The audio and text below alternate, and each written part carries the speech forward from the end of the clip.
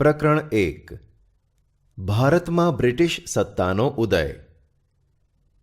પ્રાચીન સમયથી ભારત તેના આર્થિક, સાંસ્કૃતિક અને આધ્યાત્મિક વારસાના કારણે સમગ્ર વિશ્વમાં એક અજોડ સ્થાન ધરાવે છે. ભારતના સાંસ્કૃતિક વારસા અને આર્થિક સમૃદ્ધિના કારણે વિશ્વના ઘણા દેશોની પ્રજા ભારતમાં આવી.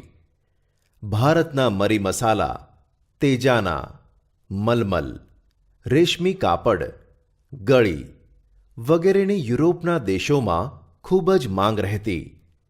ભારત અને યુરોપ વચ્ચે વ્યાપાર જમીન માર્ગે તેમજ જળ માર્ગે થતો અને આ માર્ગના કેન્દ્ર સ્થાને તુર્કસ્તાનમાં આવેલું ઇસ્તંબુલ એટલે કે કોન્સ્ટેન્ટિનોપલ હતું.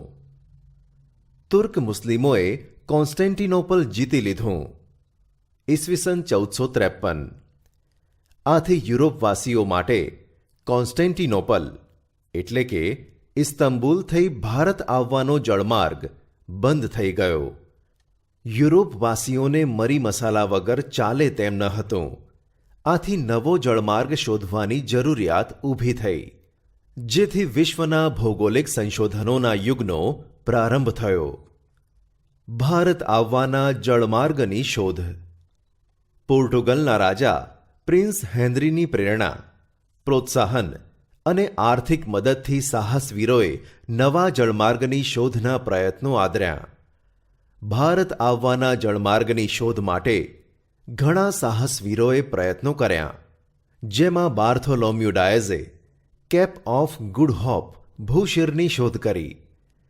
ક્રિસ્ટોફર કોલંબસે સ્પેનના રાજાની આર્થિક મદદથી નવો જળમાર્ગ શોધવાની સાહસ યાત્રા આરંભી, જે 1492માં એટલાન્ટિક સમુદ્રમાં આવેલ વર્તમાન વેસ્ટ ઇન્ડિઝ ટાપુએ આવીને અટકી.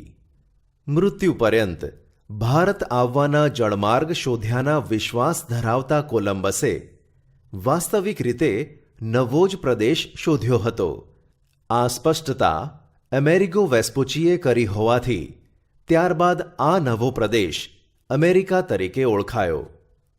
પોર્ટુગીઝ નાવિક વાસ્કો દ ગામાએ ઈસવીસન 1498માં ભારત આવવાના જળમાર્ગની શોધ કરી. ભારતીય ખલાસીની મદદથી તે ભારતમાં પશ્ચિમ કિનારે આવેલ કાલિકટ બંદરે પહોંચ્યો. ત્યાંના રાજા સામુદ્રિકે એટલે કે ઝામોરીને તેને આવકાર આપી રાજ્યમાં વેપાર કરવાની છૂટ આપી. આમ વિશ્વમાં આ ઘટના મહત્વપૂર્ણ ગણાય છે.